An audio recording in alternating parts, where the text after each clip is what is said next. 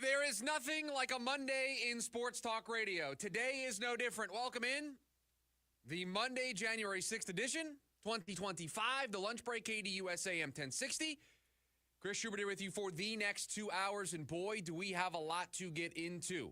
So I'm not going to share many pleasantries. I'm not going to ask you how your weekend was. It probably was great. You all know why we're here. I know why we're all here. Let's just get down to business because we have a lot to cover over the next 2 hours. So, Producer Corey, please, the Daily Special.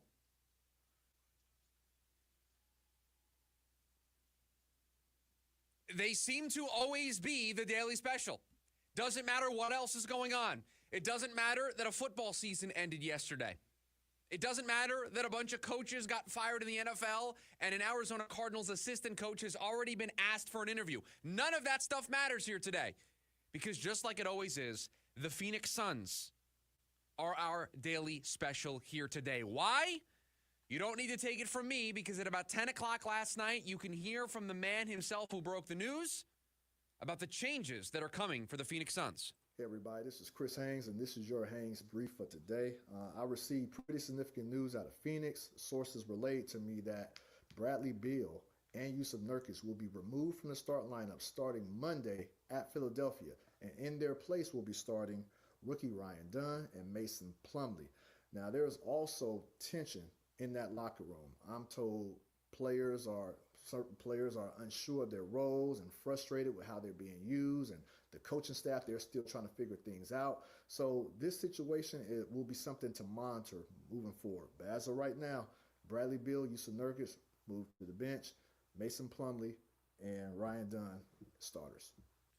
That from Chris Haynes last night, a senior NBA insider. You've seen him on TNT broadcast. You have read his stuff in Yahoo, and I think he worked for The Athletic for a little bit. This is somebody who is incredibly plugged in NBA circles. And what he dropped for us at around 10 o'clock last night is a major move for the Phoenix Suns. It is a drastic and desperate change from the Phoenix Suns. They are, when they take the floor tonight, going to sit Bradley Beal, a member of the Big Three, and Jusuf Nurkic, who used to be their starting center. They are putting those guys into bench supporting cast roles. This is a desperate move from a desperate team. That doesn't mean it's the wrong thing, but it is desperate. This does feel like last chance saloon for the Phoenix Suns. It feels like they are realizing what we have realized on this show for the last couple of weeks. They are running out of time. They are running out of opportunities. They are running out of chances to get this right. And in the middle of that, in a discussion of change to the lineup, there was a mention of tension in the locker room. There was a mention of tension with the coaching staff of trying to figure out the roles for all of these players. And it shouldn't come as a surprise. You have a brand new head coach who is less than 40 games into his tenure here, not even at the midway point. He is still trying to figure out where the best place is for all of these players to play. But it says everything about the way this season has gone, especially after another bad loss the other night against Indiana, how this team is very, very desperate. This team is pulling on every single ripcord that they can pull on to try to open the parachute. This team is hanging on by a thread. We are getting very, very, very close to this thing becoming a disaster. If it isn't already there for most of you, it might get there pretty quickly. If this doesn't change, this is it. This is the one move you have left. We're going to talk a little bit later on here in the show about the Jimmy Butler rumors starting to heat back up. No pun intended, even though I like what I did there. There was no pun intended. But those rumors are starting to ramp back up. There are talks about the Suns being the team that are the most eager to get this deal done. But we know all of the hurdles that are there to make that deal happen, especially with Bradley Beal. So of the things that the Phoenix Suns can control, this is the last thing you can do. And that is taking a member of the Big Three in Bradley Beal and putting him on the bench. And we're going to talk about here today on the show is I think there's an ulterior motive behind this. I think there's something else that the Phoenix Suns are trying to do here. But they realize what they are currently doing isn't working. The current way they are set up is not getting the job done. But the first step in order to fix a problem is admitting that you have one. And so where credit is deserved here today is the Suns are admitting that they have a problem. They clearly have realized this is broken. Not in a, we just have to wait for X, Y, and Z. No, the current team, as currently constructed, with everybody healthy, is broken. But this is a mess that they are stuck in. They can try to put guys on the bench. They can try to mix things up by starting a rookie and Ryan Dunn. Think about what that says about where this team is at. That they are turning not to their $51 million a year player, but they are turning to a rookie to save their season. They are turning to a veteran in Mason Plumlee, who's been bounced around the league for years, to come in and try to provide some level of energy to try to turn things around. That's where this season has gotten to for the Phoenix Suns. That's where we're at. That's where this season now hangs in the balance. We mentioned on Friday how important January is for this team, that there is no more margin for error. And after one loss to Indiana, the Suns are making drastic changes because they also realize there is no more wiggle room. They don't get to see this through January, February. They have to figure this out quickly. And if they are unable to do so, they have to try to figure out what trades they can make. They need to see if Bradley Beal will waive his no-trade clause. They need to see what Grayson Allen would get them in a trade. They need to utilize whatever trade assets, whatever trade value they have in their players to do something. Because right now, the status quo is not working. This is not an overreaction. This is now a season and a half of these three players being together, and it isn't working. Now, mind you, they are also dealing with injuries to O'Neal and to Tyus Jones. But that's not what's wrong with this team. This team is not just having an injury issue. This team's play, when they're on the floor, is lackluster at times. Their defensive effort is lackluster at times. They just seem lost.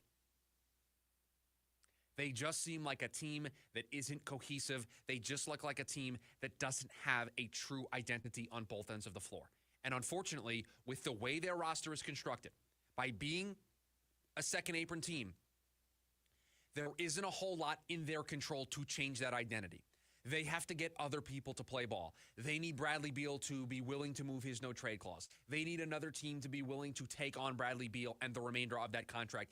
There are a lot of hurdles in order for that to be the thing that they do. So what can you do? What can you do in the meantime is something like this. Now, in that clip that we played, there's a mention of tension. I don't know if this is a good thing for that tension or a bad thing for that tension. I don't know if it's going to make things better or make things worse. But what Mike Budenholzer cannot do is just sit back, keep the status quo, and keep running out this group that he's been running out. It is not working. They are multiple games below 500. They're not even a playoff team right now. That's the conversation we're having about a Phoenix Suns team that isn't even in a playoff spot. So yeah, it's time to make drastic changes. This isn't doing something 5, 10, 15 games into the season. We are nearing the halfway point of the season. We are getting closer to the trade deadline and the All-Star break. And it's seemingly, I don't know if you feel this way, I certainly feel this way, the longer we go into the season, the worse and worse it gets. I thought it was bad when Kevin Durant, a dozen or so games into the season, goes down and we yet again are dealing with injuries. I thought it was bad enough when one guy from the big three was coming back from an injury, somebody else would go out almost immediately. I thought that was bad enough. This right now, this feels like rock bottom.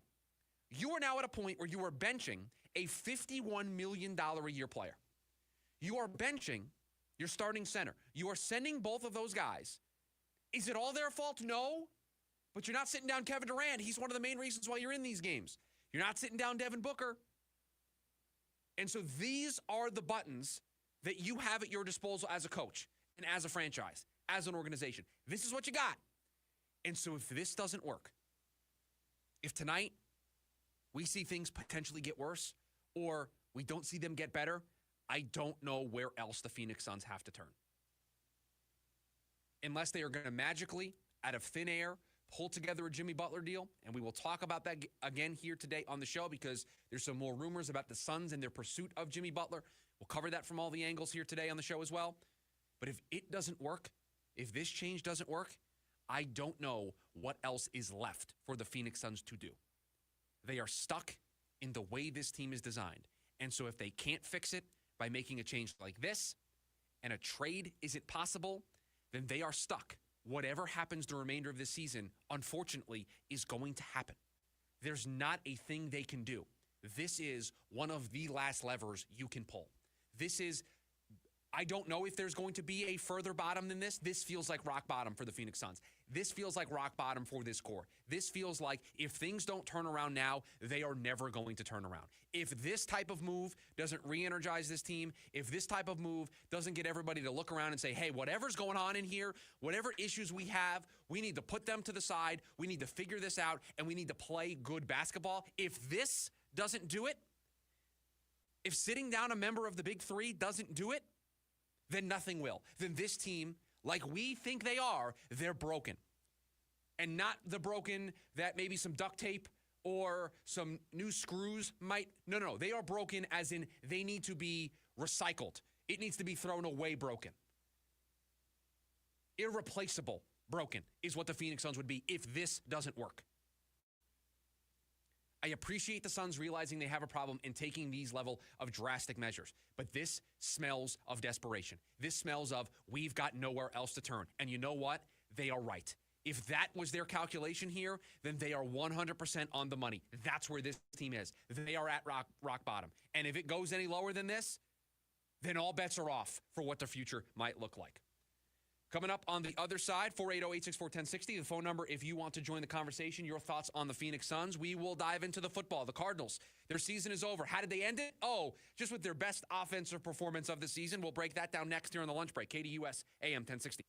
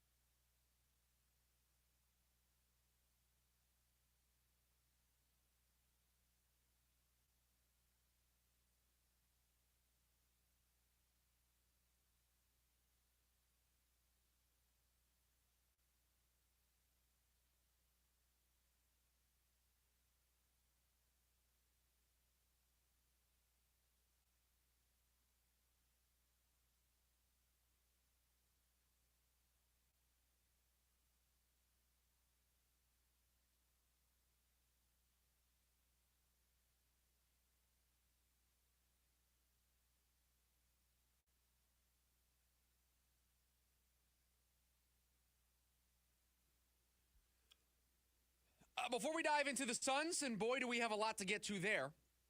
A 47-point performance to end their season. Some important news here for the station. Was thinking about announcing this on Friday when everything got finalized. But things were still kind of up in the air. Just wanted to make sure we got it. We'll use a football analogy. We got it past the goal line. The officials upstairs were reviewing it, making sure that the ball cleared the plane. Very fitting. Today, after we get off the air, you're going to hear something a little new here on the station, because starting today from 1 to 4 following the lunch break, you will hear the Jim Rome Show. He's moving into a new time slot, doing a little afternoon drive nationally. You hear him from 1 to 4 right here on KDUS AM 1060 after the conclusion of the lunch break. That'll take you into a little VSiN programming, and then we've got you with the Rooster, the Sports Zoo, from 5 to 6. That is your Monday through Friday slot of time here in your middays into your afternoon. So super excited about that. That gets started here today after we are off the air. Jim Rome, super excited to have him be on the station, and so you will be able to hear his show 1 to 4 Monday through Friday. Very excited about that. A 47-point performance for the Cardinals yesterday. And I am not, if there's one thing that I promise you, we're going to be consistent on this show. And on Friday, I told you nothing they could do is going to change how I feel. A win, loss, doesn't matter. Everything I feel about Kyler Murray, the future of this team, where they need to go, I'm kind of baked in. A performance against the San Francisco 49ers, a team that is very shorthanded, isn't going to change my opinion. Now, that being said, while my opinion is unchanged, credit where credit is due. The Cardinals did not mail it in. The Cardinals did not just roll over and not care. They played a good football game. Kyler Murray, statistically, put up one of the better games we've seen from him this season. 4 touchdowns, no interceptions, was spreading the ball all over the place. Marvin Harrison Jr. got into the end zone. Trey McBride had a big day. Greg Dortch with 2 touchdowns. Without James Conner, they were able to run the ball pretty effectively. Tony Jones, Michael Carter both get into the end zone. Credit where credit is due. They did not pack it up. They did not mail it in. They put together their best offensive performance to end the season. So everything we said on Friday came true. They finished with 6 home wins, the first time that they have done that since, 2015? So nearly a decade ago, the last time that this team won 6 home games. 6-3 this year at home.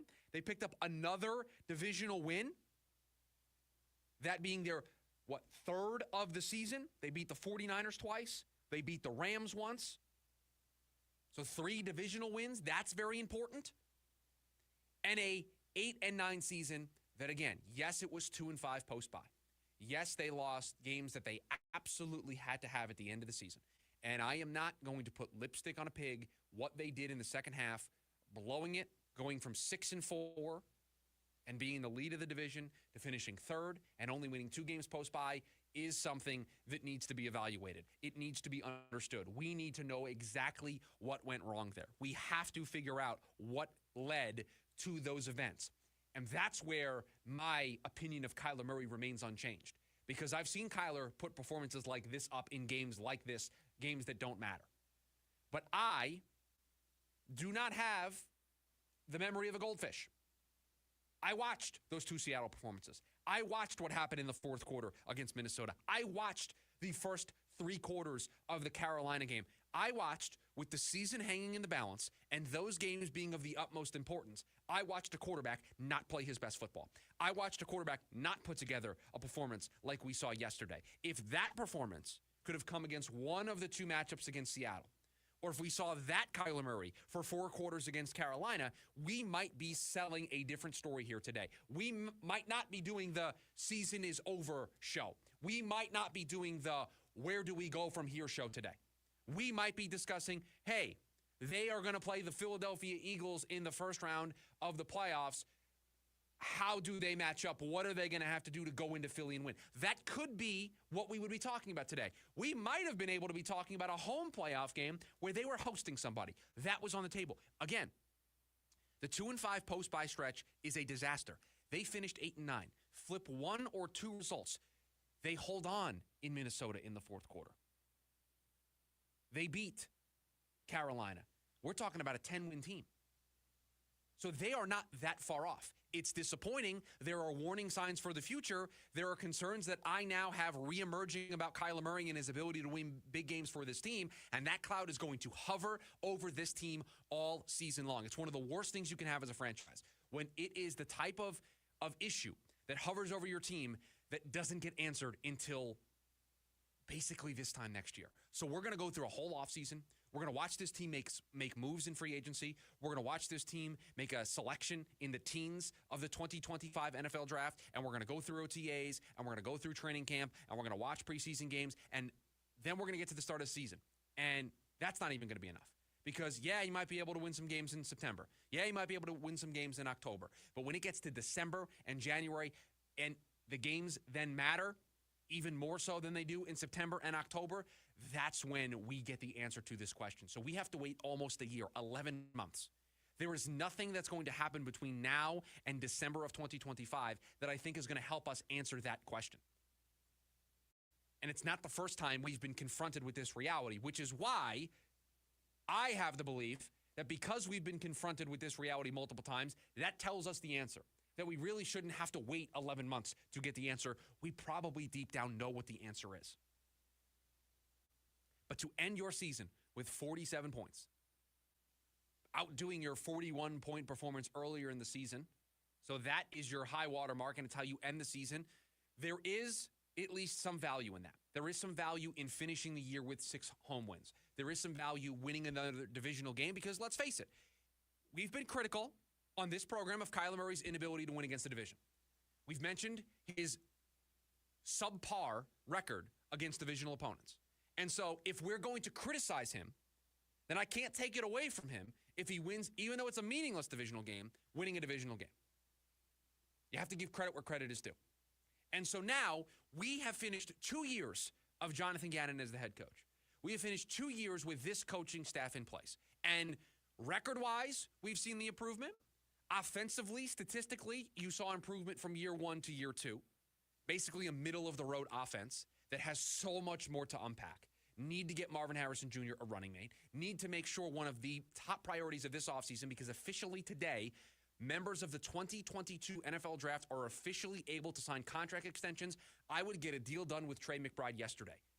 I believe Trey McBride is one of the best 3 tight ends in the NFL. I believe when we talk about the future of the position as the George Kittle, Travis Kelce era ends, we are talking about 3 tight ends in particular.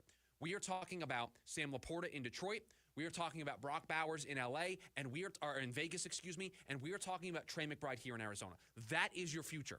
We talk about Kittle and Kelce and Mark Andrews. There's a new crop, a trio of tight ends. And Trey McBride is in that mix. You cannot let that guy hit free agency. And because he's a second-round pick, there is no fifth-year option. Get that deal done now. Get that extension done. You got the Budda Baker deal done. You got the James Conner extension done. Now you have a new offseason priority. He's not going anywhere for next season, but get that deal done. Lock up what clearly was Kyler Murray's favorite target throughout the season. Get that guy locked up long-term. Then you can start to build out Marvin Harrison Jr. here, Trey McBride here. Get that third piece to the offense. You've got James Conner in the backfield, and now you can start to piece together what this team needs to do in 2025. So that's one of the early priorities for this team going into 2025. But we've seen the improvement. It might have been frustrating at times. It was a disappointing conclusion. They let one slip away. There's nothing about 2025 that is guaranteed. Just because they made improvements from year 1 to year 2 does not mean that those improvements will be there from year 2 to year 3. It is really hard to go from 8 and 9 to making that big jump to 11, 12, 13 wins, because mostly everybody is in that 8 to 9 win category. It's a bounce of the ball here. It's a bounce of the ball there. It's some injury luck here. It's some injury luck there. That's really the difference.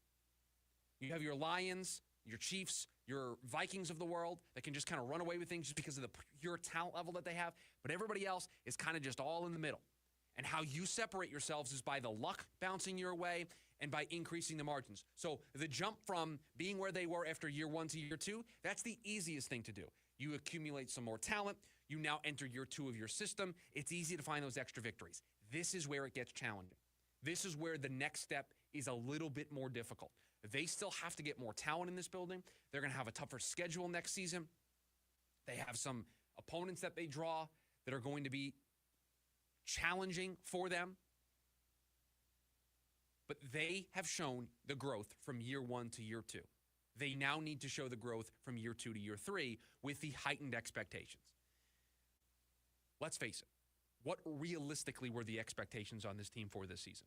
Were you expecting before the season, not as the season progressed, but before the season, were you anticipating a playoff berth for this team? If you were, then you're probably more disappointed about the way the season ended. If you just wanted to see the Cardinals play competitive football and you wanted to feel, and it's more of a gut thing, your eyes tell you this. If you wanted to feel like you had the right coach, that you had the right GM, and that the team was going in the right direction, I know the way it ended, and I know 2-5 is going to hang over this team like a dark storm cloud for a really long time, as it should.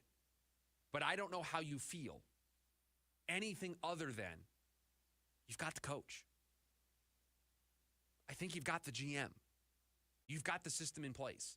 You now just need to answer, do you have the quarterback? And can you fill out the gaps that this team has, specifically on defense and specifically at pass rush, to be able to support your offense and to be able to win some more football games and win those close contests because you're able to disrupt the quarterback, that you're able to have a difference maker, a game wrecker, somebody on that defensive line that can make the big play. That's what this team was mainly missing. And if that was what your expectations were before the season, then I think as we move further and further away from 2-5 after the bye, as we move further and further away from this collapse, I think you're going to feel like, okay, I can take a step back, big picture, looking at this from Jonathan Gannon's tenure, there have been steps that have been made in the right direction. There was other action yesterday in the NFL. We will do the NFL Rewind, your calls 480-864-1060. All of that on the other side of the lunch break, KDUS AM 1060.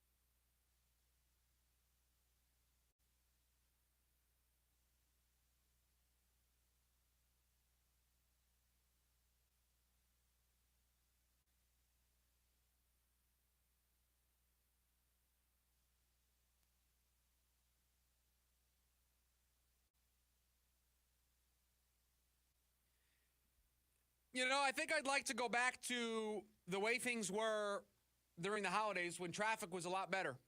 Did not have a good drive in this morning, producer Corey. We're back. That's how you know. That's how you know people's vacation time. They don't have it anymore. They've burned it all. Yeah. There's more people in this building here today. Oh, absolutely. It almost felt like it was the first day of school. I just saw people I haven't seen in forever. It was like when it's summertime, when you growing up, you end one year, you have the whole summer break, 6-8 weeks off, and then you're back. And so you haven't seen it. That's what it felt like today. I'm like, oh. Hey. Oh, how was your holiday? I haven't seen you in a little bit. You had last week off? That's interesting. And then of course, the commute this morning, where we are, in all of the worst ways, we are so back. We are so back. I thought the same thing. I have a lot worse drive than you do, but even I noticed, like, oh, there are a lot more cars that are driving a lot worse. Yeah, your drive's like 20 minutes. It's not that bad. And if there's traffic, maybe it goes to 30. Yeah. My drive is about 45 minutes on a good day. Yeah. And if things go sideways, then we're talking hour 15 plus. Oh, gosh. So we are so back. Yeah, new year. Yep, and nobody... all the vacation days have been used up. They've got to accumulate some more, and then maybe we'll get some reprieve here in the second half of 2025. We have, I don't want to say for the last time, because I think we'll do this next Monday after the playoff games, but the last regular season edition, at least for a while, the NFL Rewind. We will look back at all of the games that took place over the weekend, and without further ado, I get to play this music. And that's the other thing. I'll find a way to shoehorn this music into anything that we do. Doesn't matter. We start with the two games that took place on Saturday. The Baltimore Ravens took care of business against the Cleveland Browns. And for each of these games, I have one major takeaway. And for this one, it's pretty simple. There's your MVP. Your MVP didn't play one snap on Sunday to keep his streak alive of the most consecutive starts. The MVP played on Saturday in a game that they had to have in order to win the division. And the MVP is a quarterback who is thrown for over 40 touchdowns this season, who has less than 5 interceptions, that also ran the ball a bunch. Your MVP played on Saturday to the tune of a 35-10 victory over the Baltimore Ravens. Yes, Lamar Jackson, who threw for 2 touchdowns in the game yesterday, but for the season, 4,100 passing yards, 41 touchdowns, 4 interceptions. Those are just his passing numbers. You want his rushing numbers for the season? How about nearly 500 yards on the ground? Excuse me, I misspoke. How about 915 yards on the ground? How about 4 rushing touchdowns? There's your MVP. Your MVP played on Saturday as the Ravens beat the Browns to win the AFC North. The other game that we saw, the Bengals beat the Pittsburgh Steelers 19-17 to, at least when it happened, keep their playoff hopes alive. My takeaway from this game, fix the defense. Not so much in this game in particular, but that is the thing that plagued the Cincinnati Bengals. The Cincinnati Bengals are not in the 2025 playoffs because their defense was so bad for so long. Their offense was great. Joe Burrow's numbers will stand the test of time of one of the best seasons you will see from a quarterback, right? But they just couldn't play defense. They fired their defensive coordinator today, who, by the way, just a few years ago, was a finalist for the job to be the Arizona Cardinals head coach and was getting head coaching interviews last offseason as well. Fix the defense. You do that with Joe Burrow, yeah, that's going to be pretty scary. The Panthers beat the Falcons in overtime 44-38. The takeaway here, I am going on record to say that the Panthers are going to be a very buzzy team throughout this offseason and next summer. They're going to be one of those trendy picks. Nobody, when they throw up the graphic and they ask the question of all these NFL insiders and analysts, hey, which team that didn't make the playoffs in 2024/5 is going to make the playoffs next season? The Bengals are going to be a hot name. I think you have the Falcons that might be a trendy name. You might have the Dallas Cowboys as a trendy name. If somebody wants to go off the beaten path, if somebody wants to kind of make waves for themselves, I think they're going to pick the Carolina Panthers because nobody talked about it. But the second half of the season, after Bryce Young was reinserted back into the lineup, he looked like a different quarterback, and they looked like a different team. They picked up a couple of wins down the stretch. They took the Chiefs to the limit. They took the Bucks to the limit. They took the Eagles down to the wire. They are a team that I think found themselves in the second half of the season, and now when they enter year 2 with Dave Canales, Bryce Young playing much better in the second half of the season, if they're able to use their top 10 draft selection accordingly, they might be able to be one of those trendy teams that we talk about in 2025. The Commanders, at the buzzer, basically beat the Cowboys 23-19, and your takeaway here is we wait to see what the Cowboys are going to do. Will they bring back Mike McCarthy? And for the Commanders, it is a 12-win team into the playoffs, and now we see what Jay Daniels and company can do on the biggest stage, the brightest lights. Playoff mode for Jay Daniels activated. The Bears beat the Packers 24-22. The Packers making their path more difficult in the postseason. The Bears finally, in what felt like 2 centuries, they finally beat the Green Bay Packers. It had been a very long time. It had been like 6+ seasons. The last time that the Bears had beaten the Packers just in general. They got it done 24-22, a walk-off field goal to seal the deal.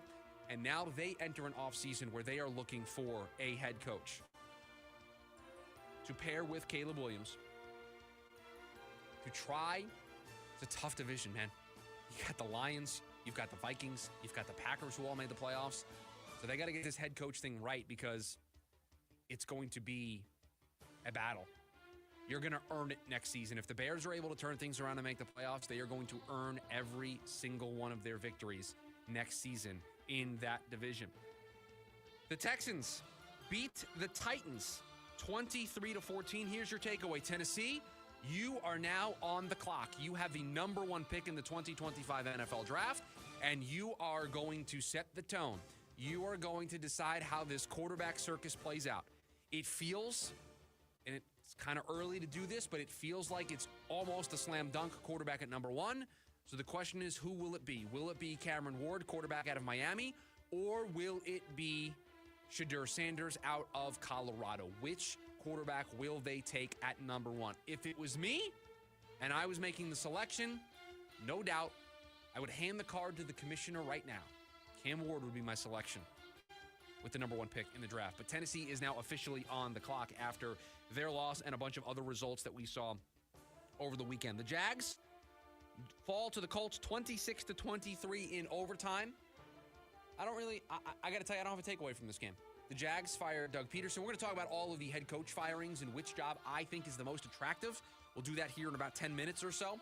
The Colts, it appears for the moment, keeping everything the same. This is a weird day to make declarative statements like that because you just never know when all of a sudden you're going to go back to Twitter and you're going to see that somebody's been fired. But as of this moment, I think the Colts are keeping everything the status quo, and they're going to try to surround Anthony Richardson with a little more talent and maybe get some health luck on their side for 2025. The Bills fall to the Patriots 23-16. We mentioned it. Josh Allen came in, took 1 snap so that he could start another game to keep his streak intact. He's the active leader for most consecutive starts under center for a quarterback. Then they turned things over to Mitchell Trubisky. The Patriots did a similar thing with Drake May. He made a couple of snaps, and then it was Joe Milton who took over, the product of Tennessee University, and the Patriots won the game. Didn't matter, though. They still fired their head coach after 1 season. Gerard Mayo out as the head coach there in New England. Feels like that is the destination for Mike Vrabel. The Giants lose to the Eagles and Tanner McKee 20-13, and they are running it back. The Eagles will head to the postseason. They will take on, I believe it is the Packers in the first round. And for the Giants, Dable, safe. Shane, safe. They are going to run this back one more time next season. The Bucks beat the Saints 27-19 to clinch their spot into the playoffs. The takeaway from this game, how cool of a moment was it when they got the ball back after the Saints trying to tie the game up, didn't pick up the first down, turnover on downs. Mike Evans needed, I think it was 5 yards to then make it his 11th straight season for 1,000 yards. And you just never know how coaches are going to deal with this kind of stuff. You got a lot going on. There's a lot that happens over the course of the game. You don't necessarily know exactly where a guy is, although teams at this point basically have somebody on staff at this stage of the season that lets everybody know incentives, where guys are at, huge milestones, so that they know exactly where they are, but you just never know what a sideline is doing in any given moment. The Tampa Bay Buccaneers, the Todd Bowles, everybody understood what they needed to do. And so even though there was 30 seconds left, the Saints didn't have any timeouts, it didn't matter. They ran a play to get Mike Evans the ball so that he could pick up the 5 yards that he needed to get the 1,000 yards. He ended up picking up 8. And Mike Evans, 11 straight seasons to start his career of 1,000-plus yards. That ties the record, not to start a season, but at any point in a career. That ties Jerry Rice for the most consecutive 1,000-yard seasons by a receiver. Mike Evans is doing something that we just never see. And I don't know if it gets talked about enough. It was a cool moment. If for whatever reason you haven't seen it yet at this point, go seek out the social media video of the way his teammates and the sideline reacts to him making the play. That shows you what kind of teammate and what kind of culture they have down there in Tampa Bay. The Broncos beat up on the Kansas City Chiefs 38-0. I mean, despite all the weather delays that almost made Kansas City not be able to go to Denver, maybe after all that, they should have just stayed in Kansas City because you didn't show up anyway, so you might as well have just sat this one out. That's the takeaway from this game. Chiefs weren't playing for anything. Broncos needed the game in order to hold off Cincinnati, basically, because Miami lost to the Jets. We'll get to that here in a second. And the Chiefs were no competition for them in that game. The Chargers defeat the Raiders 34-20. And my lasting takeaway here is, are we talking enough about the Chargers turnaround? Are we talking about, it is so easy to say, oh, just get a good head coach in there. Just make the coaching change. And it's easy for us to say, they got Jim Harbaugh, now watch. It's easy. I don't want to call it lazy, but it's just easy to do that. Oh, they're just get a new head coach, things are going to be fine. You then have to execute. You then have to have the players to buy in. And everybody is bought into what Jim Harbaugh is selling, and it has led to great success for the Los Angeles Chargers as they will be going back to the postseason. The Seattle Seahawks beat the Rams 30-25 to get to 10 wins. They are a 10-win team that is going to miss the playoffs. You want another trendy pick next season to go along with the Carolina Panthers? I think a lot of people are going to say the Seattle Seahawks will be one of those teams that missed the playoffs last year that will make the playoffs next season. The Dolphins, they needed a win. They also needed a Bronco loss, but they needed a win. That was not going to happen as they fell to the New York Jets 32-20. Aaron Rodgers goes out in style. 4 touchdowns, including his 500th career regular season touchdown. No, not to Devontae Adams, like it appeared they were trying to do for the last couple of weeks. No, it was to Tyler Conklin. He ends up tacking on a couple of more. And it is a 4-touchdown performance for the Jets, who end their season on a good note. And then Sunday Night Football last night, the Lions beat the Vikings 31-9. A bad time for Sam Darnold to stink up the joint. With the division on the line, with the 1 seed on the line, to avoid being a road team the rest of the way on the line. It's a great time to be Aaron Glenn, the defensive coordinator for the Detroit Lions, who's dealing with injury after injury after injury, dealing with all sorts of stuff on the defensive side of the ball, and is also being requested for head coaching interviews. A good time to be Aaron Glenn, to have that performance as you lead in, because they have a bye. He can take some interviews now. To be able to take those interviews now and say, yeah, did you see what I just did with a defense that's a little undermanned right now? Not a little undermanned, very undermanned. That is what the Lions did last night by defeating the Vikings 31-9. And if that's the way they're going to be able to play defensively despite all the injuries, they're going to represent the NFC in the Super Bowl. Just the question is, can they put that type of effort up consistently in the playoffs with all those injuries? That's the question. But if that's the way they're going to play, yeah, it's going to be the Detroit Lions representing the NFC in the Super Bowl. That is your Week 18 NFL Rewind. A tough week for the Super 6. We warned you about that. I knew it. I felt it on Friday when making the picks that it's just so hard to make those selections in Week 18 of the season. And I will tell you, we picked the over in last night's game, and we missed by basically 2 touchdowns and a field goal. It's 55.5. They scored 40. They scored 40, and one team just didn't play offensively, and the game was like 10-6 at halftime. So the fact that we were even within 2 possessions of potentially getting one of the extra Schubert 6 plays was fantastic. We got the Eagles, we got the Cardinals. That was basically it. It was a 2-4 week for us across the board. So a disappointing end, but we will be back in the postseason. We'll make 3 plays on Friday for the postseason. Coming up on the other side, I mentioned it, we will tell you the coaches that are gone, if there are any that are potentially hanging out there, and I will tell you the one job out of all the ones that are available that I would want to have. That's next here on the lunch break, KDUS AM 1060.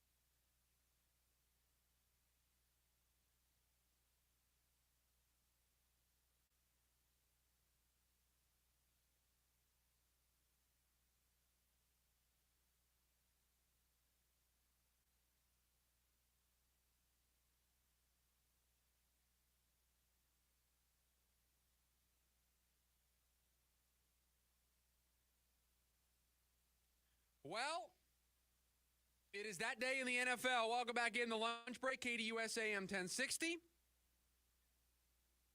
We have a bunch of coaches that will be looking for new jobs and a bunch of teams that will be looking to replace their head coaches. We already knew going into yesterday that the Saints would be looking for a new head coach after they made an in-season move. We knew the Chicago Bears would be looking for a head coach after their in-season move, and we knew the New York Jets would be looking for a head coach after their in-season moves. But there were a couple of moves that were made yesterday that have now added to the mix, as the Patriots decided after one season to move on from Gerard Mayo. They drafted Drake May in the first round of the NFL draft. It seemed as if they were going to give him a nice runway with his rookie quarterback. Tough to win with a rookie quarterback. I know Washington is doing it. I know Denver is doing it. I understand. But let's face it, the talent level in Washington and Denver was a lot more than where New England found themselves when Bill Belichick and the Patriots decided to part ways. And so you thought there would be a little bit of time there. There was not. And I do think Mike Vrabel interviewing with the New York Jets last week did add to the urgency that the Patriots had to make this move, because I think the last thing they wanted to do was to hold on to Gerard Mayo and watch Mike Vrabel walk into the New York Jets when they might have thought internally that Vrabel was a better coach than Mayo, and just because they wanted to give Mayo a runway. And so I do think that played somewhat of a role in their quick removal of Mayo, one season under his belt. And then the Jags made the decision today to move on from Coach Doug Peterson, who went 22-29 in his 3 seasons there in Jacksonville and could never get it off the ground with Trevor Lawrence under center. And so that leaves us with 5 openings right now. 5. The Giants have chosen to not make a move. The Dolphins have chosen to not make a move. At least as of this point, the Colts have not made a move. So you have 5 head coaching openings as we sit here today. The Jags, the Patriots, the Bears, the Saints, and the Jets. I think every one of these jobs comes with their fair share of pros and cons. The Jags, you are walking into a situation tailor-made at quarterback. I don't know if Trevor Lawrence is going to live up to the expectations of being a number 1 overall pick, being a franchise cornerstone quarterback, but you can win with Trevor Lawrence. You can win a division with Trevor Lawrence. You can win a Super Bowl with Trevor Lawrence. Trevor Lawrence can do enough to win you football games. Is he on the level that we thought he was going to be coming out of the draft? No. And I don't know if we will ever see that, but you can win with Trevor Lawrence. You play in, right now, a division in flux. Tennessee is the number 1 overall pick. It's going to take them a little bit to get that thing turned around.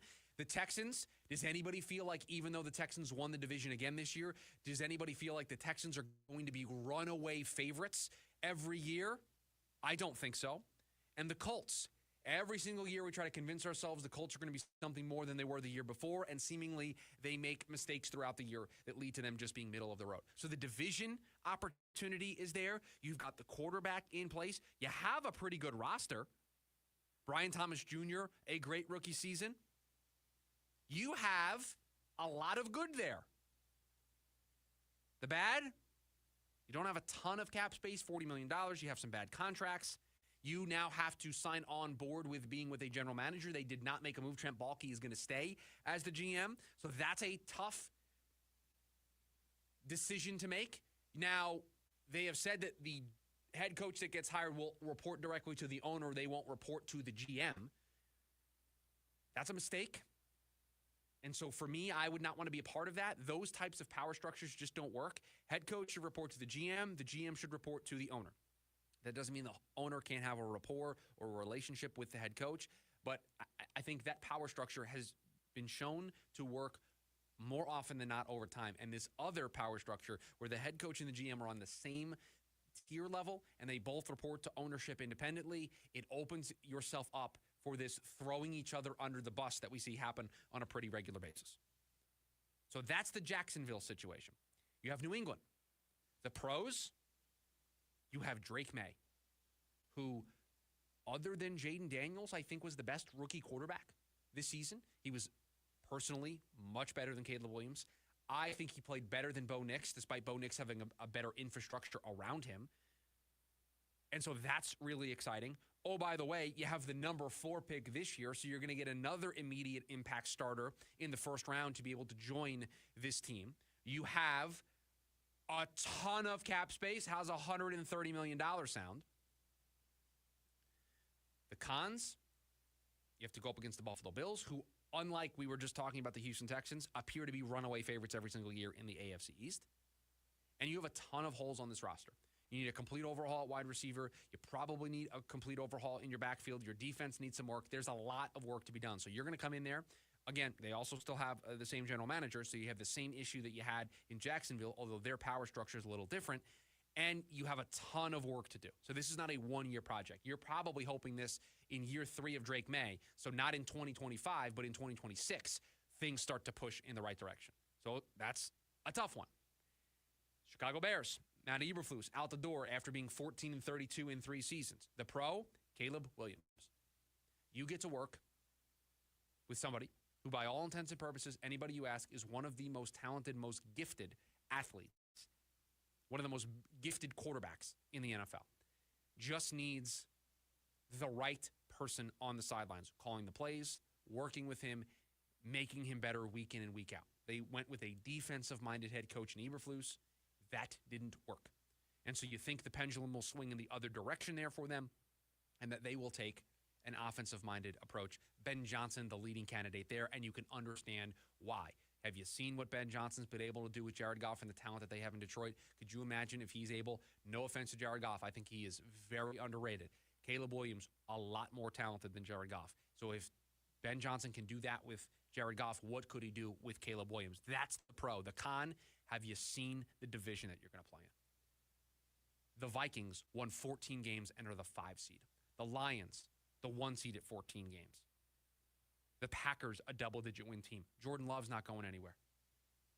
Sam Darnold, I don't think, is going anywhere in Minnesota.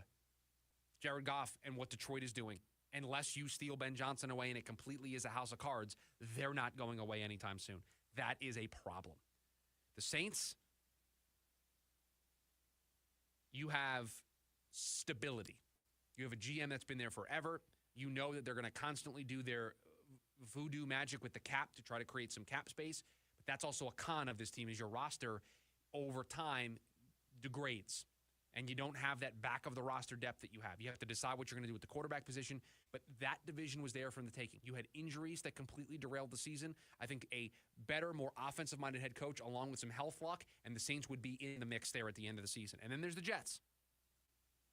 You might be excited a lot about this roster. You might be excited about bringing back Aaron Rodgers. You might be excited about what the future might hold with somebody else at quarterback. That would be what is the pro there. The con, you have to work for Woody Johnson. You have to play in a tough division. You have to you have to coach in New York. You have to try to win games in New York. You have to try to break one of the longest playoff droughts in professional sports right now.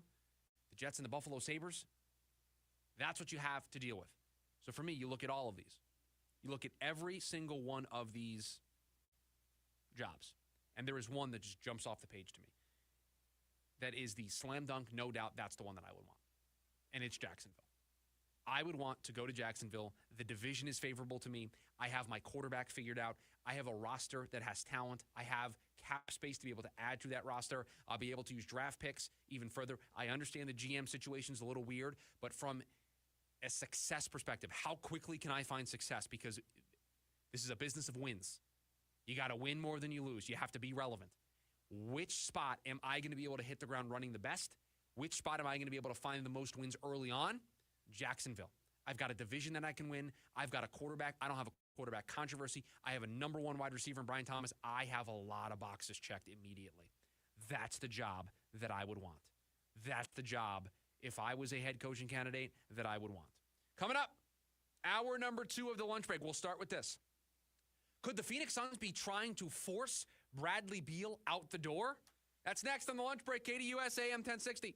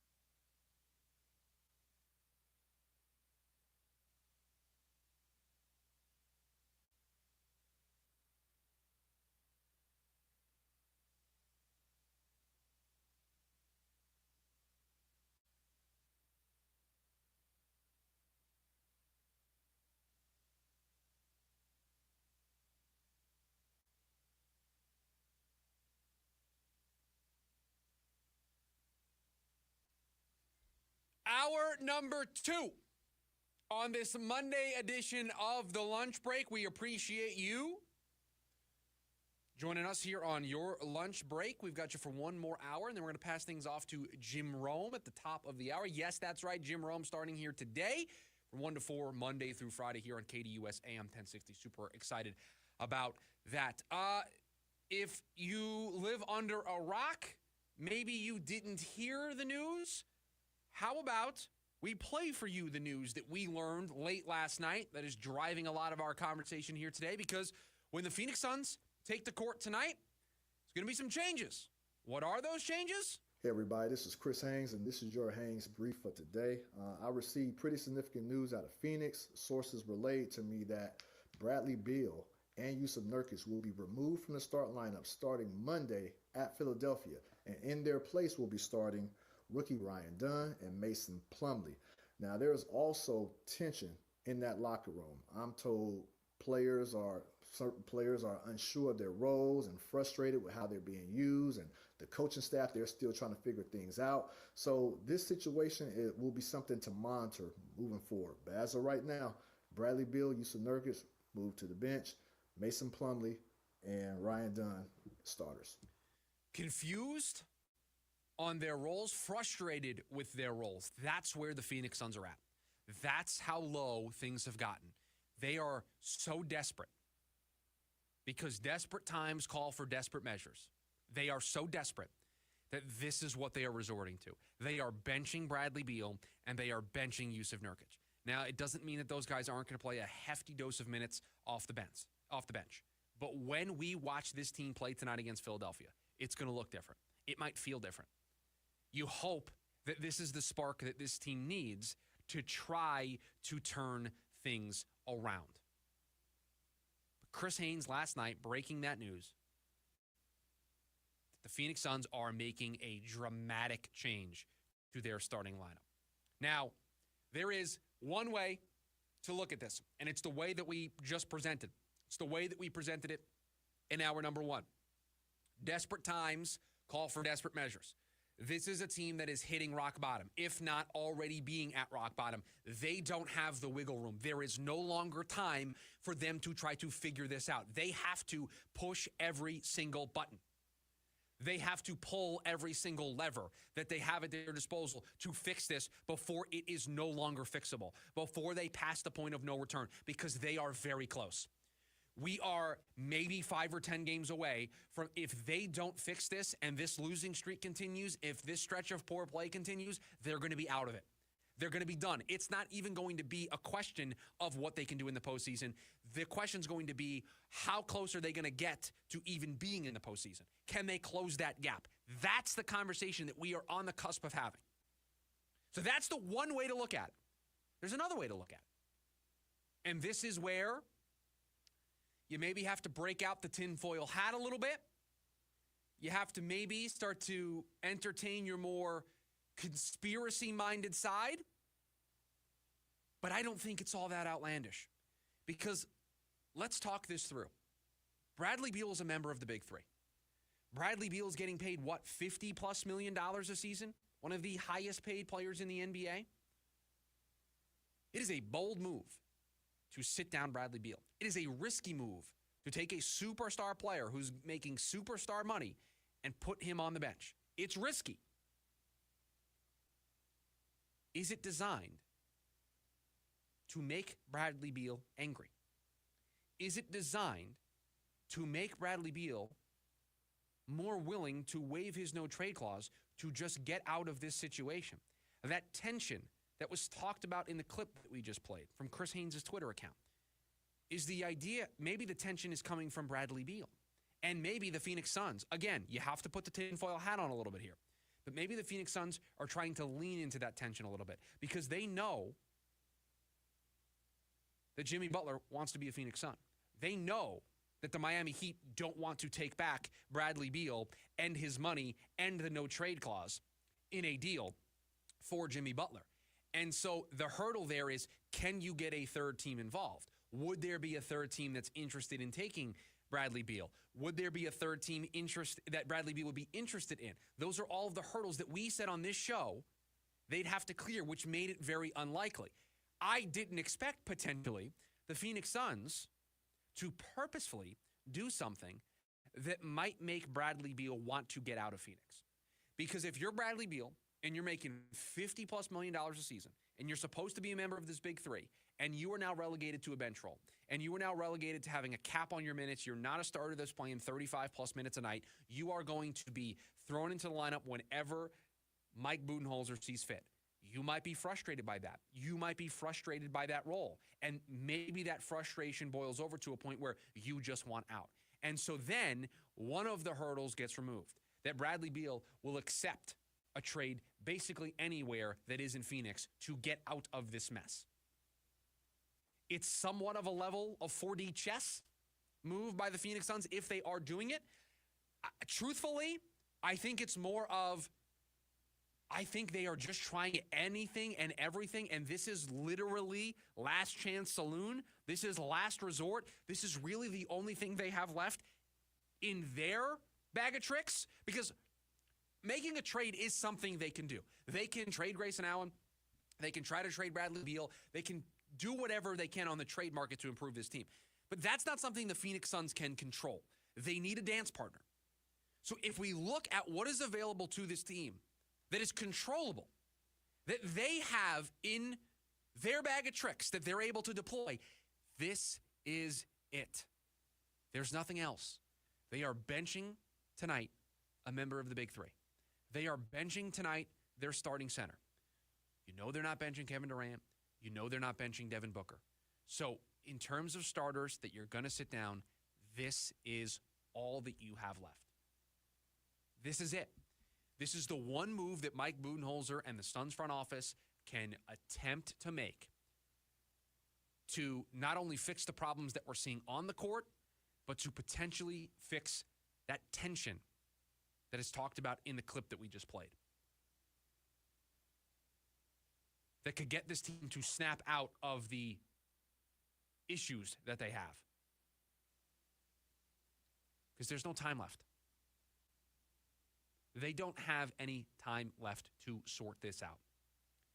We said it is make it or break it. It is put up or shut up. Whatever you want to say, that is the phase of the season the Suns are in. By their own making, they put themselves in this spot. Time is running out. We told you how important January was going to be for this team, and after one game in January, a disappointing loss to Indiana, they are already making changes because they understand how important this month is. They understand there isn't time. If they don't turn this around in the next couple of games, it is over. It is going to be one of our first proclamations on this show that is going to end up being wrong because it was worse than we predicted. We already were on the record saying we don't think this team's going to be able to win a first-round series. They are a first-round exit if they make it to the postseason. They might not even get there if this continues. They might not even sniff the play-in tournament. Have you looked at the standings recently? Truthfully, have you looked at the standings recently? The Phoenix Suns right now sit behind a team in the standings that fired their head coach. The Phoenix Suns sit behind the Sacramento Kings. Now, it's by a half a game, but they sit behind the Sacramento Kings, who fired their head coach a week ago. The Suns have lost 4 in a row. They've lost 7 of their last 10. And they are behind a team that got rid of their head coach because of underperformance.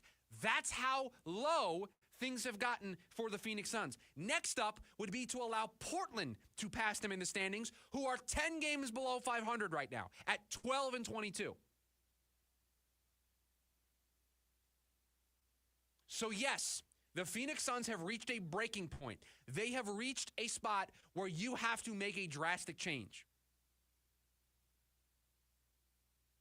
And this is the only thing they have left. Because if this doesn't work, let me tell you, everybody, then this team wasn't going to do anything in the playoffs. If this type of move doesn't re-energize this group to figure it out, because there's talent. You can't tell me a team with Kevin Durant and Devin Booker and Bradley Beal and Grayson Allen and Tyus Jones and the performance that we've seen from Ryan Dunn and Nurkic and everybody that they have. You can't tell me that a team with that kind of talent should be 3 games below 500 and not even in the play-in tournament. You can't convince me of that.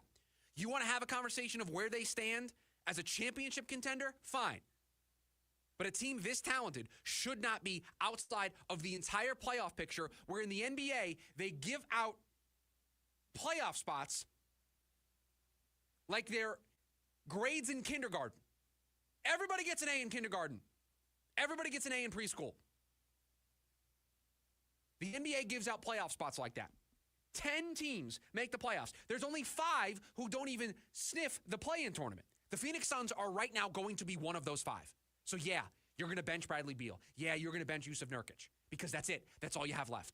If this doesn't work, then this team was never, ever going to do anything of value in the playoffs. They were going to do nothing of importance. It was going to be a repeat of what happened last year against Minnesota. And so tonight, we see the response. Okay, there's tension in the room. Guys are frustrated with their roles. I don't know who that could possibly be. Who's frustrated with their role? You're 3 games below 500. You're frustrated? We're frustrated. Suns fans are frustrated with the way that you're playing. Maybe your roles would figure themselves out if you could win some more basketball games. And you didn't have a coaching staff that's trying to piece together whatever they can to turn this around before it completely flatlines. And so maybe this is the last thing that they want to do in order to get this group refocused. Or maybe there's ulterior motives to get Bradley Beal annoyed enough to where he wants out no matter what. I don't know what it is. Here's what I do know. This is the last thing the Suns had in their control that they could do to fix this. And so if this doesn't work, if the tensions continue to mount, if the performance doesn't change, if they are unable to trade for Jimmy Butler, then this team is, I will use the phrase that my 10-year-old daughter uses. This team is cooked. They're done. Finished. It's over. If this doesn't work, they are out of options, out of time. You can't lose to Indiana the way that you did. You can't. And so tonight against Philadelphia, you got to show some fight. You got to show something in this game. On the other side, the Arizona Cardinals are going to run it back. What changes do they need to make outside of their coaching staff? That's next on the lunch break, KDUS AM 1060.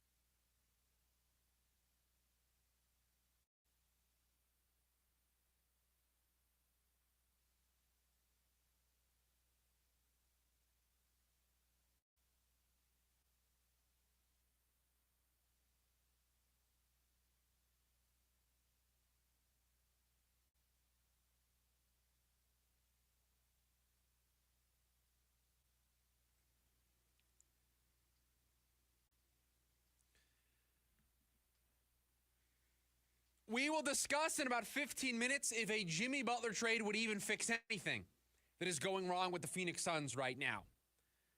That in 15 minutes, but right now back into the Cardinals, who ended their season yesterday. It was an 8-9 campaign. They ended their year with their best offensive output of the season, dropping 47 points at home against divisional rival, the San Francisco 49ers. Ended the year with 6 home wins, the most they've had since, I believe it is 2015, the last time they had 6 home wins in a season. They already had 5 home wins going into the game yesterday. They hadn't done that since 2017, so Jonathan Gannon potentially trying to turn State Farm Stadium into a home field advantage for the Cardinals. A 6-3 record at home this year would go a long way towards establishing that for next season. We know they're going to run it back. Jonathan Gannon's not going anywhere. The OC and DC, unless they get gigs someplace else as head coaches, they're not going anywhere, although the Bears put in a request to interview Drew Petzing for their open head coaching gig there in Chicago. So he will go interview for that.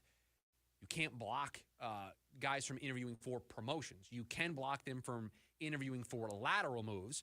And so as long as the Bears are searching for a head coach and they put in that request for Petzing as a head coaching candidate, the Cardinals can't block that, so he will interview for the Bears head coaching gig. We told you he's a name to keep an eye on. Maybe not necessarily for this cycle, although we might get some interviews. But next year, if the offense continues to have a good year, I think they were middle of the road, 12th or 13th in some of the major statistics that you look for on offense at the end of the season. And if they have another good year, if they take a step forward and maybe they're a playoff team, they win double-digit games, they maybe win the division, yeah, the coordinators are always going to be a hot commodity, and Drew Petzing certainly would put his name at the top of that list. So we know that in barring a head coaching hire of Rallis or Petzing, they're going to run this back.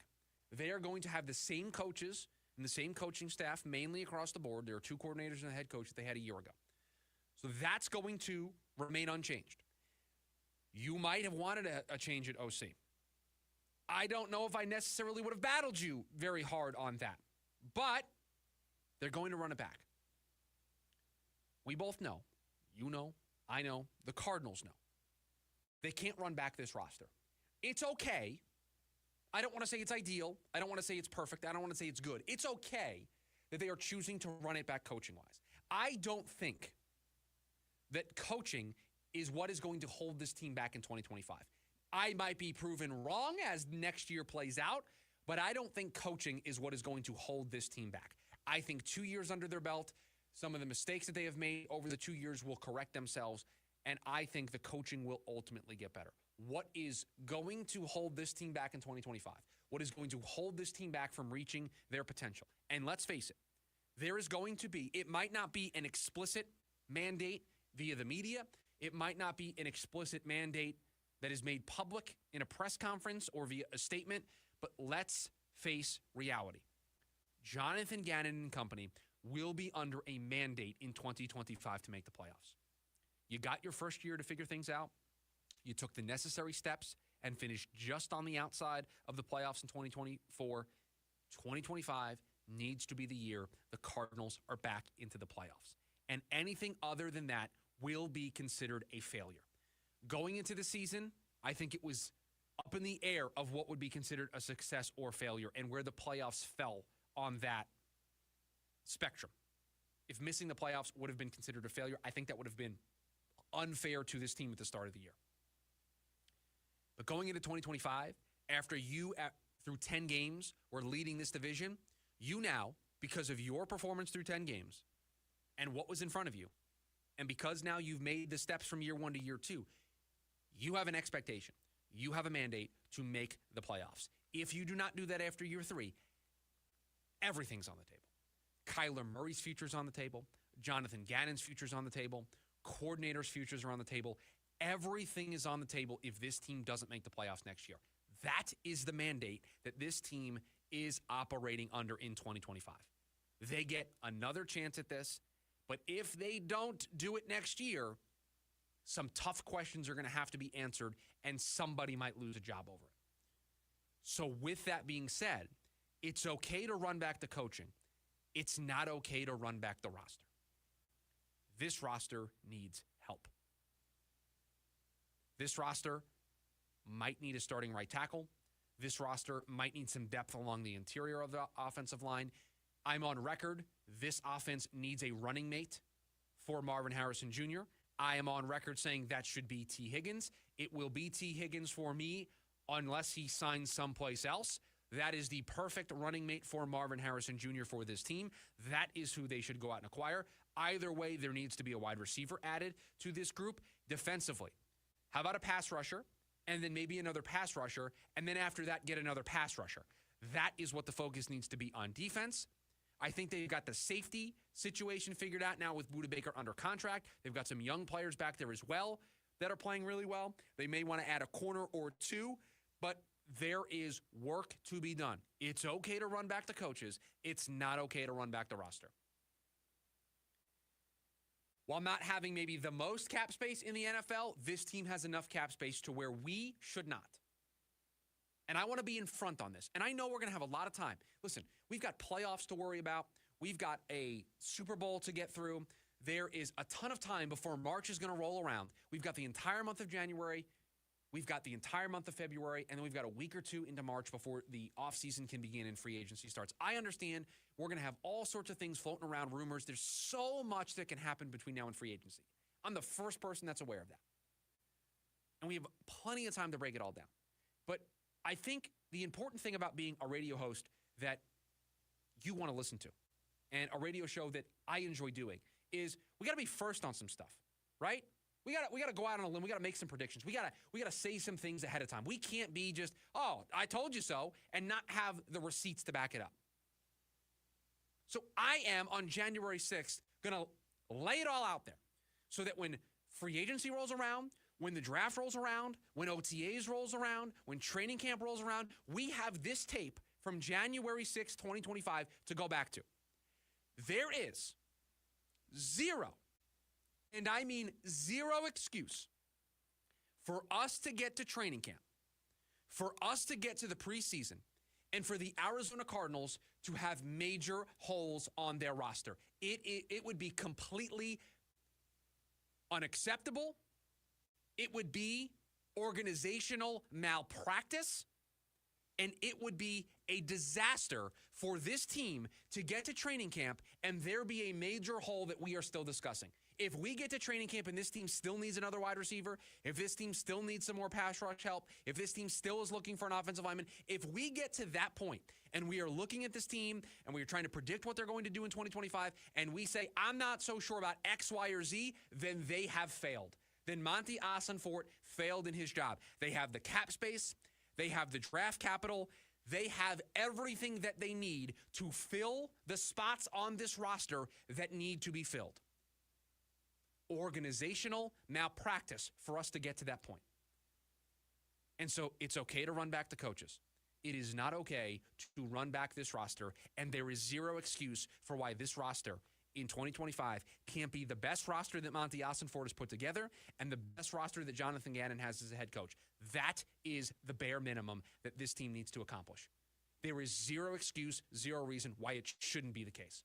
When we get to week one, this should be the best roster that Monty Ossenfort has put together, and it should be the best team that Jonathan Gannon has had to coach since becoming the head coach of the Arizona Cardinals. Anything less than that is completely unacceptable. So those are the changes that need to be made. That is where they need to set their focus when March rolls around and free agency rolls around. And trust me, we are going to spend a lot of time previewing all the different positions that they need and what matches there could be in free agency or even trades. I mean, Tyreek Hill potentially might want out of Miami. If that's the case, Arizona might be in the mix of that as well. That's something for us to keep an eye on here on this show as well. On the other side, 480-864-1060, your phone calls if you want to join the conversation. Would a Jimmy Butler trade even fix things at this point? That's next in the lunch break, KDUS, AM 1060.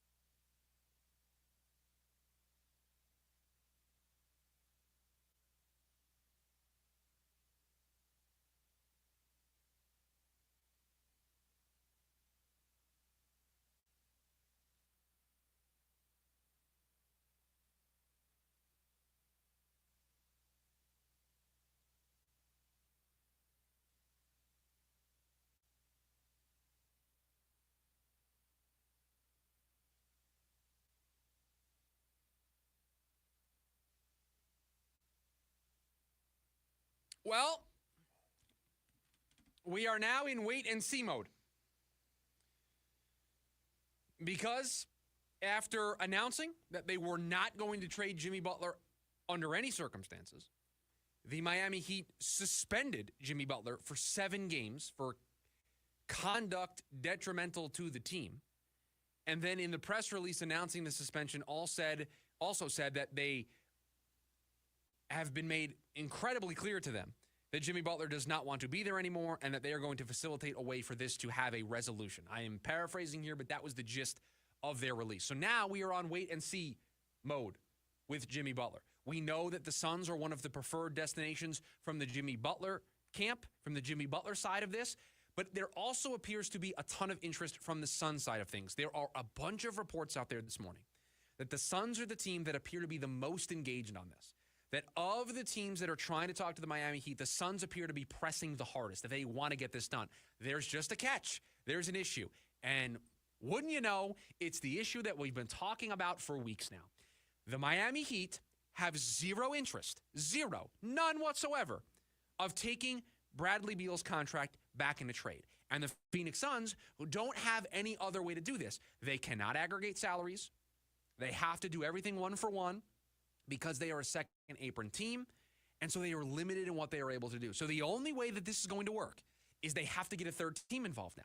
And they have to get a third team involved that is, 1, willing to take Bradley Beal and his contract, and that 2, Bradley Beal is willing to waive his no-trade clause to go to.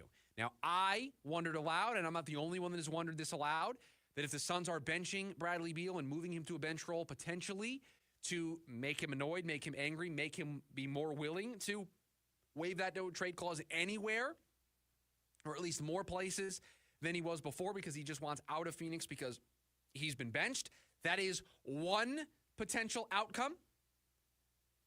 If you get a third team involved, that third team would then have to send stuff to Miami. Miami would send Jimmy Butler to Phoenix. Phoenix would send Bradley Beal to that third team. And it is very difficult in sports to do a trade with 2 teams. When you add a third team into the mix, you now have 3 sides of the coin that all need to feel like they are winning. And so that complicates things.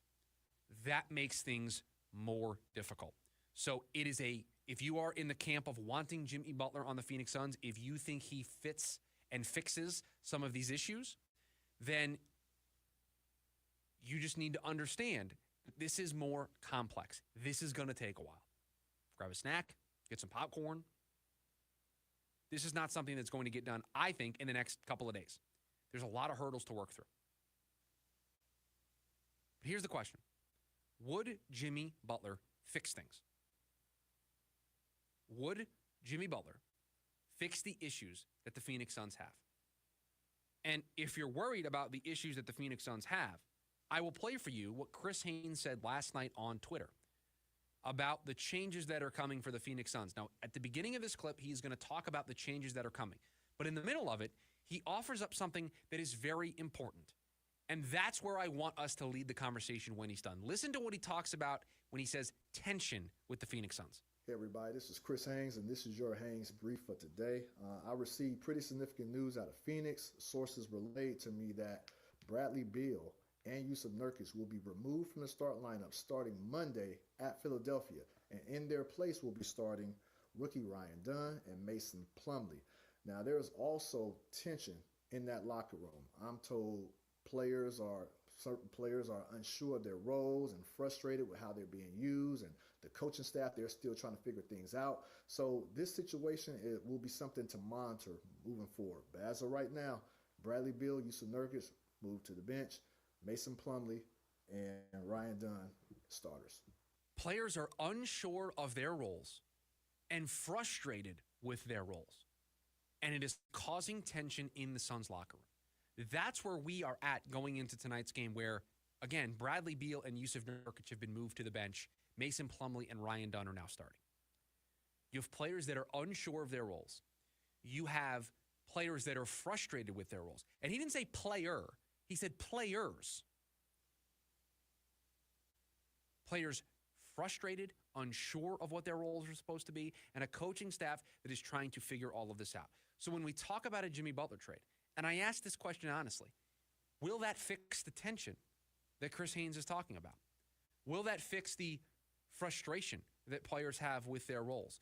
Will that fix the uneasiness, the unsure nature that some of these players feel about what their roles are supposed to be? And a coaching staff that is trying to piece all this together. And, oh, hey, while you're trying to piece all this together, we're now going to change the makeup of this team. We're going to change the makeup of this roster. And now you also need to figure out how Jimmy Butler is going to be involved. Now, I know that Jimmy Butler is probably a better fit for this team than Bradley Beal is. He probably helps some of this.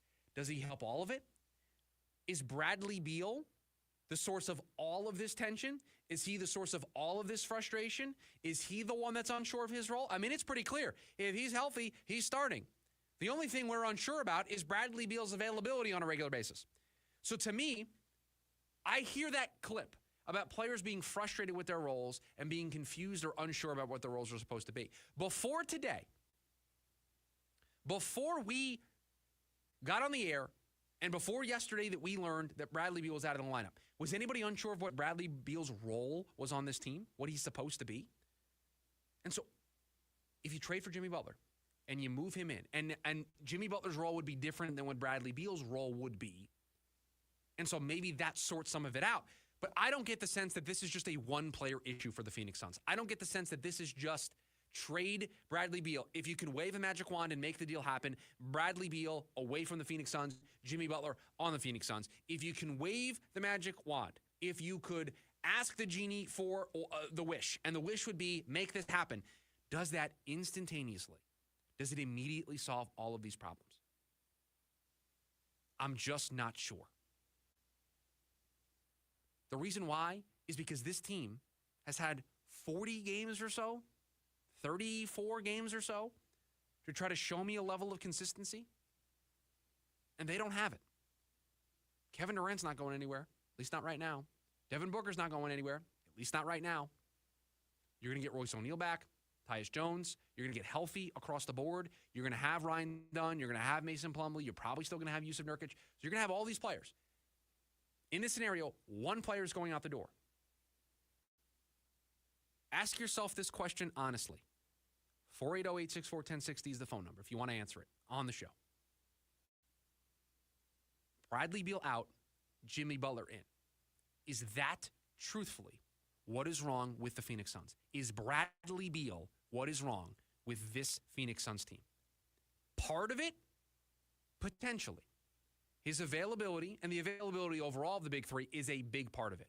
But Bradley Beal specifically and his play, is that the be-all, end-all when it comes to the Phoenix Suns' problems in 2024 and now 2025? I think you and I both know the answer to that question.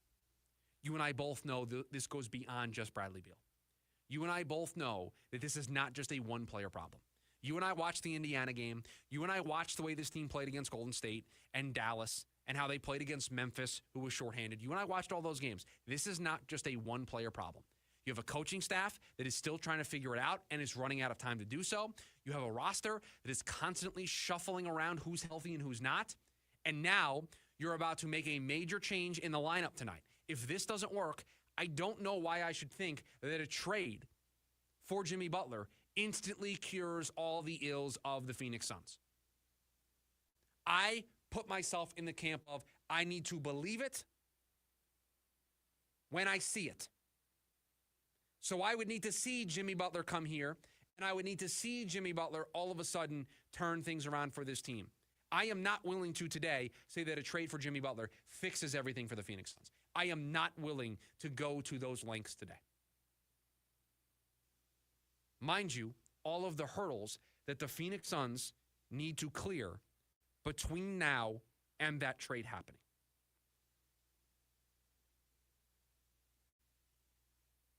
There's so much that needs to get taken care of to make this deal happen. The Phoenix Suns tonight are going to bench a player that makes $50+ million a season. If that doesn't tell you how desperate they are, and their desperation extends to why they are the team that appears the most eager to trade for Jimmy Butler, because they are looking for anything to salvage this. This is it. Folks, if the Phoenix Suns do not win this season, it's over. This core, this group is not winning a championship. Matt Ishbia is going to have to hit the reset button here. If this doesn't work, especially if it includes not making the playoffs, it's done. It's over. Reset button. Trade Kevin Durant. Don't sign him to an extension. Trade Devin Booker. Completely hit the reset button, especially if it comes with not making the playoffs. And so with that desperation hovering over this team, they just benched a $50 million a year player. They're potentially trying to trade that $50 million a year player to bring in Jimmy Butler in the hopes that he is the cure-all. Personally, I'm not so sure he completely fixes things because there's a reason why we are at a place where they are benching 2 players tonight. There's a reason why this team has lost 7 of their last 10. There's a reason why they lost 4 in a row, and it is not just because of one player. It is not just because of the 2 players they are benching. They, as a team right now, lack an identity, and I don't know if they have enough time left in the season to figure that out. 480-864-1060 is the phone number for you to join the show. Last call for phone calls because we've got one more segment before we pass things off to Jim Rome. Yes, that's right. Jim Rome starting today, 1 to 4, every single day, Monday through Friday here on KDUS AM 1060. We've got one more segment to go. It is the leftovers next, the lunch break, KDUS AM 1060.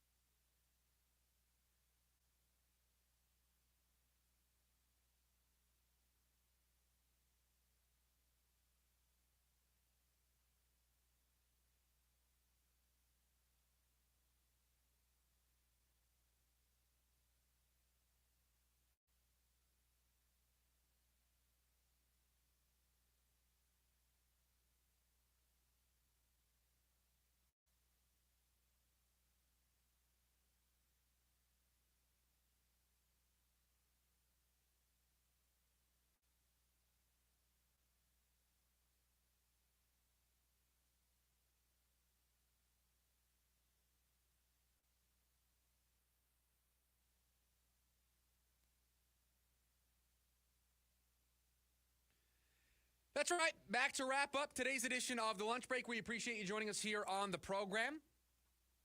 Big game tonight. I'm not sure if there's a bigger regular season game that the Suns have played this season than the one tonight. They go into Philadelphia tonight to take on a 14-19 Philadelphia team that in its own right is struggling. The Phoenix Suns are making major lineup changes. It just reeks of desperation. That's not a bad thing, by the way. I'm glad that they're desperate because they've run out of options. There's nothing left. 5 o'clock is going to roll around tonight, and I will be having that game very close to me. I normally, around that time, am making dinner in the house. The tablet is going to be with me while I'm making dinner in the kitchen, and I will be keeping a close eye on that game because we will learn very, very quickly what the energy level that this team is going to provide. I have not mentioned it at all during the show today. Make sure you download the KDUS AM 1060 app so you can take all of the shows with you on the go. That includes this show. It includes Jim Rome that is following us next here at the top of the hour. It includes the Sports Zoo later on in the day. It includes everything here on KDUS AM 1060. So make sure you download the KDUS AM 1060 app and you register, you sign up. There'll be a chance to win prizes on the app throughout the year. We got a couple of things working behind the scenes that I'm hopeful to announce here pretty soon. And so you're going to want to be in on the ground floor. You're going to want to have downloaded the KDUS AM 1060 app ahead of time. And then also, you can see all the video stuff that we do over there as well. So if you missed anything from the show, we kind of chop it up into video segments and we put it up on our YouTube channel. Well, that also feeds the app as well. So everything for this show, for the station, you can get in a one-stop shop on the KDUS AM 1060 app. So wanted to let everybody know about that. We're seeing some great numbers over there as well, so super excited for what 2025 has in store for the station, for the app, and for this show. Super excited that you are on board with us. We have the leftovers, all of the stories that we didn't get to, or if we want to dive back into a show or a segment from the show as well, or a story from the show, we will do that here in the leftovers before we hand things off at the top of the hour. We, as we sit here today, have 5 openings in the NFL. Jacksonville, New England, New Orleans, Chicago, and New York. Those are the 5 teams. We normally see upwards of 7 or 8. That's normally the average. And so conventional wisdom tells you that there might be a couple of more coming, but it doesn't feel like it, right? If you look across the board, Dallas is an interesting case because Mike McCarthy's contract is expiring, so he would not be a firing. He would be an opening, so that would get us to a 6th opening if they choose to not bring him back, although they're just going back and forth on a contract there. But you have the Jets and Patriots in the AFC East making a change. No changes in the AFC North with their head coaches, although some coordinator changes in both Cincinnati and Cleveland. In the South, just Jacksonville. Tennessee appears to have gotten a vote of confidence with the number 1 overall pick. They're at least going to get another year to see that through. Jacksonville made a change at their head coach. Indianapolis, it appears everything is all safe there. In the AFC West, Antonio Pierce is an interesting one. If there was a name that was still out there that we haven't heard one way or the other, Vegas would be a team to keep an eye on. Because we've gotten votes of confidence in Miami. You got a vote of confidence in New York. You got a vote of confidence in, I think I said Miami already. You got a vote of confidence with the Giants. No vote of confidence, at least that I've seen yet, from the Vegas Raiders. So they're a team to keep an eye on. So right now, 5 openings. The Saints, the Bears, Jags, the Jets, and the Patriots. 5 teams. There's only 1 team that is searching for a new general manager as well. 4 of those 5 openings will have a GM already attached to the gig. All 4 will have incumbent GMs in those seats. The New York Jets are the only team. The New York Jets are the only team of those 5 that will also be looking for a general manager, and that might make that job the most attractive in some weird way because you then know GM, head coach, you're on the same track. You have both been brought in at the same time. You have a shared vision. These other incumbent GMs, they're going to bring in a head coach. That head coach might do well, not do well in year 1. And then if a GM change is made, now you have a new GM who didn't pick that head coach. The stability level is low. Whereas in New York, you're going to pick a head coach, you're going to pick a GM, and their stability level, they're going to be locked. They're going to be tied to each other. Their successes are going to be directly attached to one another. And so that might make that job more attractive to a head coaching candidate. I am on record saying that I would prefer to have the Jacksonville job, but I want to take it a step further. Let's rank them all here real quick to close the show. If I was going to pick one of these jobs, I would pick Jacksonville number 1. And the reasons why is I've got my quarterback in place. I've got a number 1 wide receiver. I've got a decent amount of cap space. But more importantly, and having the quarterback under center plays a large part into this, but I'm in a division that I can win, man. I'm in a division with Tennessee, who's probably 2 years away, from Indy, who can't get out of their own way, and Houston, who, I don't know, they won the division. They went 10-7. But I'm not that far off. I know I went 4-13, but was I really 4-13? Is that the true record of my talent level on that team? There are some teams that have some bad records because of their talent. The Raiders are 4-13 because of talent. Tennessee is 3-14 because of talent. Is Jacksonville 4-13 because of talent and not having enough of it? Are the Jets 5-12 because of talent? Were the Browns 3-14 because of talent? The Giants are 3-14 because of talent. The Cowboys were 7-10 because they had injuries. The Bears 5-12. Is that a talent thing or is that a coaching thing? It can go both ways. Jacksonville, I don't think I'm 4-13 because of talent. I'm 4-13 because my quarterback was injured. I didn't have the right infrastructure in place. I can turn that around quicker than you probably would expect. So that's what I would put as number one. And then number two, I think just from an ease of where I'm at, I would take the New Orleans job number two. Last place, I know. 5-12, I know. Cap situation is what it is. I am very well aware of all the reasons to not take that job. But I'm telling you right now, if I am going to pick a spot where I can have the most immediate success that is going to give me the cachet to be able to stick around and see a couple years through and be able to build a team in my vision, the NFC South is the division that I want to be in. Atlanta is going to enter the first full season for Michael Penix Jr. Tampa Bay, while they're great, it appears as though they have a ceiling. Carolina, a great end to the year. We think they're going to be a trendy pick next year for a lot of people, but they are still not far and away better than New Orleans. So that would be the job that I would pick second. Job that I would pick third, I think I'd pick the Bears. And it's the toughest division, yes, but the quarterback that I have is better than the three teams that I have left, right? So now I'm picking between the Bears, the Patriots, and the Jets. And while I think Drake May had a better rookie season, and while I think Drake May is and should have been QB1 in that draft class, Caleb Williams is incredibly special. And if I have the right pieces around me, if I have the right staff around me that can get the most out of Caleb Williams, I've got talent on the offensive side of the ball. I've got a young defense that's hungry. I know I'm playing in a tough division, but that is the spot that I would want to be. That is where I would want to be. And then between the Jets and the Patriots, give me the Patriots. There's been more long-term stability there. I know it has a lot to do with Tom Brady and Bill Belichick, but there's more stability that's been there. I have a quarterback. I've got a lot of work to do, but I've got a lot of cap space to do it. And I don't have to work for Woody Johnson, and that's why that job is last for me. I am up in the air on what my GM is going to want to do with Aaron Rodgers. And so if I sit down for that interview and the GM wants to keep Aaron Rodgers, I don't know if I want to do that. I don't know if that's something I want to sign up for. I've got a lot of talent on defense. I've got Garrett Wilson potentially for now. I've got reasons to want this job.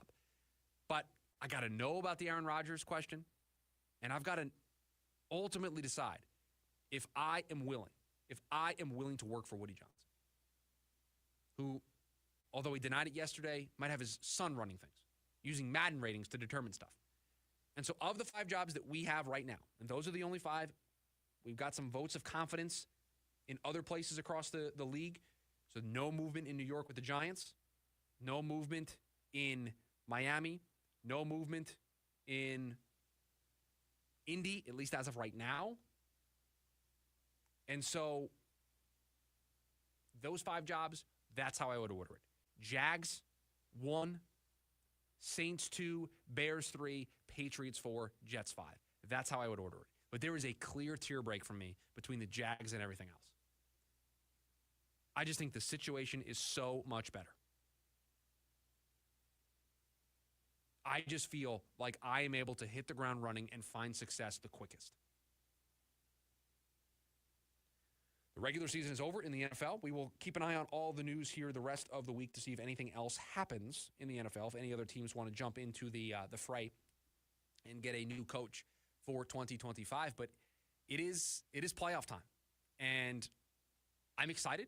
This is the first year that we will be covering the playoffs here on the show, right? It's our first year doing this show, so our first run through the postseason. Excited about dumping down to 3 picks.